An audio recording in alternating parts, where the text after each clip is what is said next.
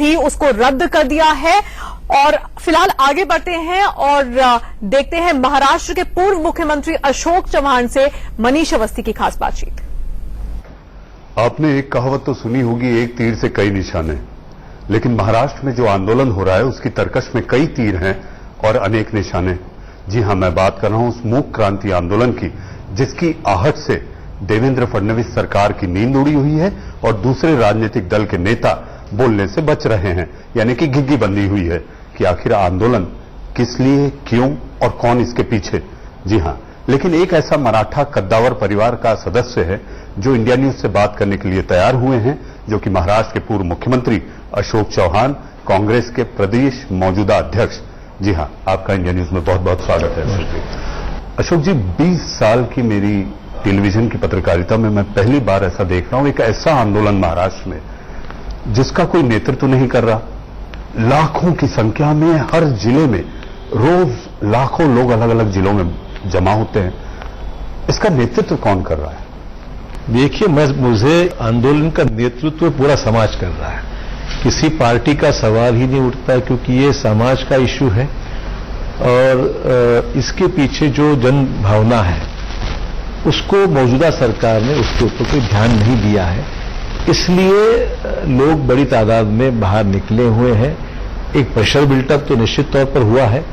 वो चाहते, देखो, मोर्चा बिल्कुल शांतमय वातावरण में हुआ है, किसी के खिलाफ वहां पर नारेबाजी बिल्कुल नहीं हुई, किसी नेता का वहां पर कोई प्रभुत्व नहीं था। सभी लोग उसमें शामिल हुए, समाज का, चाहे महिला हो, बच्चे हो, स्टूडेंट्स हो, काश्तकार हो, सभी इसमें शामिल हुए। और ये इस बात का प्रतीक है कि सामाजिक तौर पर एक बहुत बड़ा प्रक्षोभ है, एक बहुत बड़ा गुस्सा है लोगों में कि सरकार हमारे प्रश्नों के बारे में गंभीर नहीं है और सरकार का ध्यान आकर्षित करने के लिए ही ये मोर्चा है। और मुझे लगता नहीं कुछ गलत है। आप तो पूरे देश में देख रहे हो, गुजरात में आंदोलन कहीं ना कहीं हो रहा है, हरियाणा में आंदोलन कहीं ना कहीं हो रहा है। तो स्वाभाविक है कि महाराष्ट्र में लोगों को लगता है कि सरकार जब इसके बारे में कोई बात ही नहीं करती है। 2 साल हो गए हैं जिन्होंने चुनाव को सामने ध्यान में रखते हुए मराठा आरक्षण हम देंगे, धनगर जो आरक्षण है उसको हम देंगे, हम ये सरकार के ओर से किसानों को उसमें मदद करेंगे। और बाद में इन्होंने बड़ी कन्वीनियंटली कहा है कि ये तो चुनावी जुमले हैं, बोलना ही पड़ता है। तो लोगों में एक प्रकार का इसमें गुस्सा है कि भाई ये जो इश्यूज है, शायद वो चुनावी जुमला के नाम से आप उसको निग्लेक्ट कर रहे हो या सही करने का आपका इरादा है क्या? इसलिए आंदोलन हुआ। अशोक जी, मेरा बड़ा सीधा और सटीक सवाल, इस पूरे आंदोलन को लेकर सारे देश की नजरें हैं। गुजरात में पाटीदार हो, गुर्जर हो, जाट हो, तमाम राजस्थान, हरियाणा, सारी चीजें, इस पर सबकी नजरें हैं। लेकिन इस आंदोलन को लेकर एक बात कही जा रही है कि 2 बड़े मराठा नाम सामने आ रहे हैं। एक तो एनसीपी के अध्यक्ष शरद पवार जी का और दूसरा आपका नाम। इसमें क्या सच्चाई है? नहीं, तो ऐसा है, मैं तो नाम आने का सवाल का, मैं तो खुद उसमें गया था आंदोलन में ना। सामाजिक तौर पर एक आध बार जो बात सच है उसमें शामिल होने के लिए मैं खुद गुजरा था। मतलब हम लोग पीछे थोड़ी हैं। हमने भले ही इसका नेतृत्व ना किया हो, भले उसको हमने पार्टी का स्वरूप नहीं दिया हो, हम तो उतरे ना मैदान में। जो मांग जायज है, जिसका हम खुद हमारी सरकार होते हुए हमने फैसला किया था, उस आंदोलन में करने की नौबत इसलिए आई कि मौजूदा सरकार में उसके लिए कानूनी तौर पर जो भी करना है वो उसमें सरकार ने कुछ किया नहीं। इसलिए हमारे सरकार ने जो वादे किए थे वो आधे अधूरे रहने का मतलब ये है कि भाजपा ये करना नहीं चाहती है, इसलिए हम खुद उसमें शामिल। हम पीछे छुपकर नहीं है, हम तो बिल्कुल खुलेआम उसमें शामिल हुए। आप अपने विधायकों से, सांसदों से, जो भी आपके हैं उनसे कह रहे हैं अगर कोई पार्टी की ओर से हमने आंदोलन नहीं छेड़ा है। अगर कोई जाना चाहे तो आप हमने कहा जिसको जाना जा सकता है, हमने किसी को फोर्स नहीं किया, ना हमने किसी को रोका है, ना हमने फोर्स किया किसी जाने के लिए।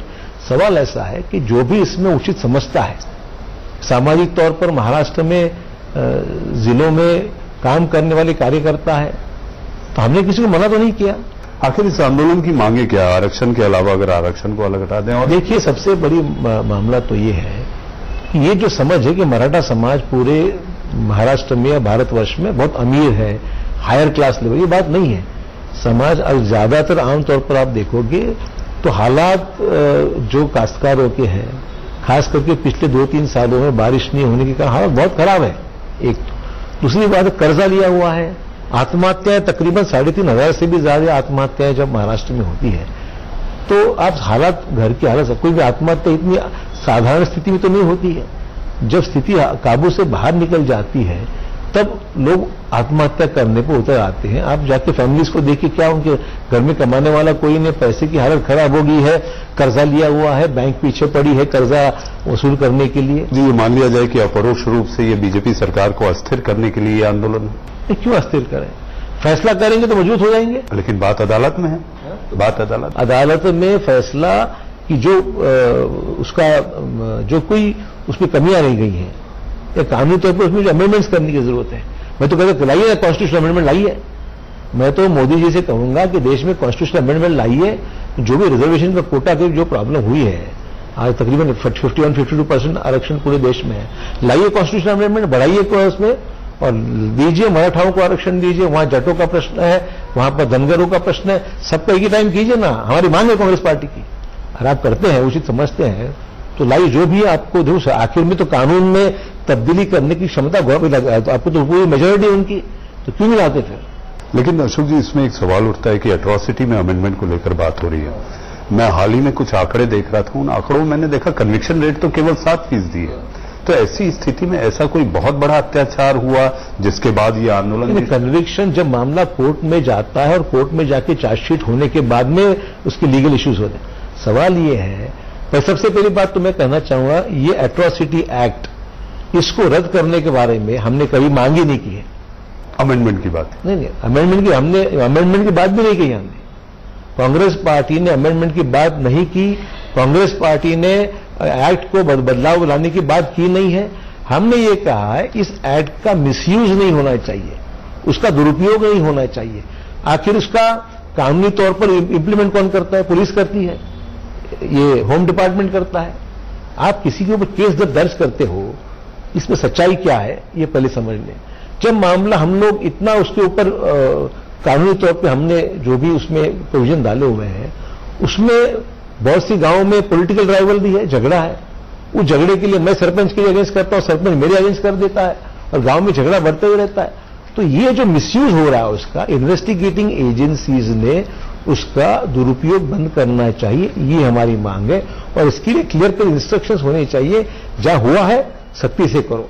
जैसे हमने खैरलान जी का जिक्र किया, जरूरी था।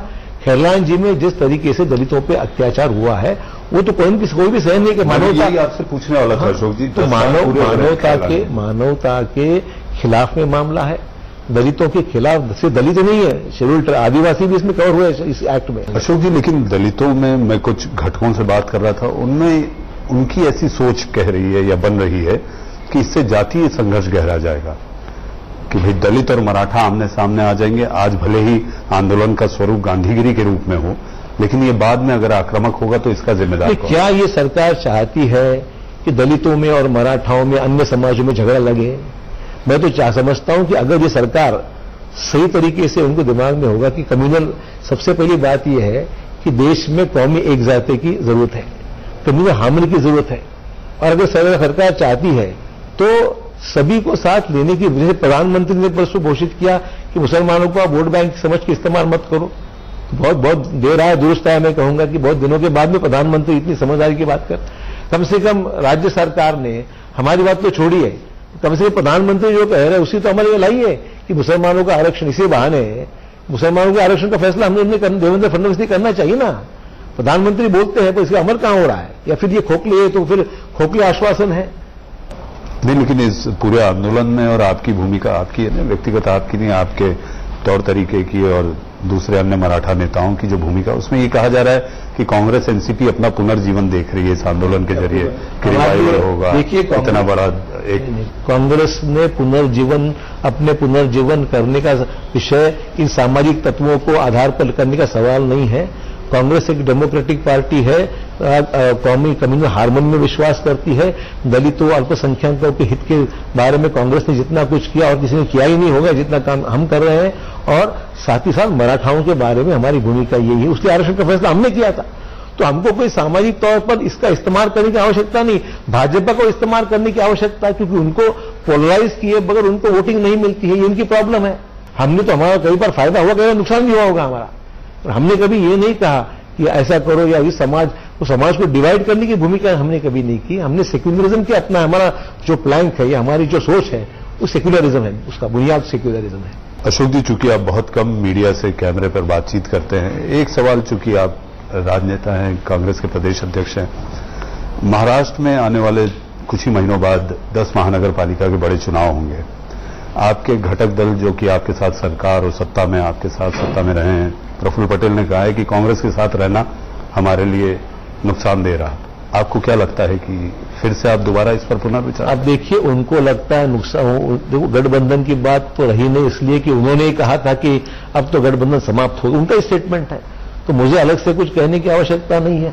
अगर वो चाहते गठबंधन की आवश्यकता है तो हमें भी कहाँ उसमें दिलचस्पी है। इस पूरे आंदोलन को शिवसेना, क्या आपको लगता है कि एक मिमिक्री की तरह देख रही है, कार्टून छाप देना, फिर इस तरह? शिवसेना ये आज उनकी जो कार्टून जो आया है इतना बैड लाइट में है, इतनी इसका जो अगर हम आकलन करेंगे, उसको देखेंगे तो ऐसे गंभीर विषय को इतनी आसानी से उसका मजाक उड़ाया जाता है, ये बात ठीक नहीं है। किसी स्त्री का चुम्बन लेते हुए, किस करते हुए किसी व्यक्ति को बताया जाता है, भले वो कार्टून हो। मुक मोर्चा का उन्होंने ऐसा कुछ उसमें जिक्र किया है, हाँ, मुक्का मोर्चा। तो सवाल ये है कि मोर्चा, मराठाओं के मोर्चा में मुक मोर्चा निकला था, उसमें रिले भले ही दिखा नहीं हो, पर सवाल तो डायरेक्ट इंडिकेशन तो वही है कि मराठाओं के मोर्चे की मजाक उड़ाई जाती है। तो क्या अधिकार है इनको, जब लाखों की तादाद में लोग इकट्ठा होते हैं, तो क्या आप जन भावनाओं को समझेंगे या मजाक उड़ाएंगे? ये बेसिक सवाल है। और शिवसेना और भाजपा की नीति तो एक ही है, सरकार में दोनों ही है। सरकार गंभीर नहीं, इसलिए ये भी गंभीर नहीं है, उसके मजाक उड़ाया जा रहा है। शिवसेना ने माफी मांगनी चाहिए, उनके नेताओं ने माफी मांगनी चाहिए। ये जो हुआ है गलत है, हम नहीं चाहते होना चाहिए, बोलना चाहिए। तो ये थे महाराष्ट्र प्रदेश कांग्रेस के अध्यक्ष अशोक चौहान, जो कि मूक क्रांति आंदोलन पर दिल खोलकर, यानी मुंह खोलकर बात कर रहे थे, जो कि हमेशा कैमरे से बचते बचाते रहे हैं। यानी कि इसमें मैं अगर एक लाइन में कहना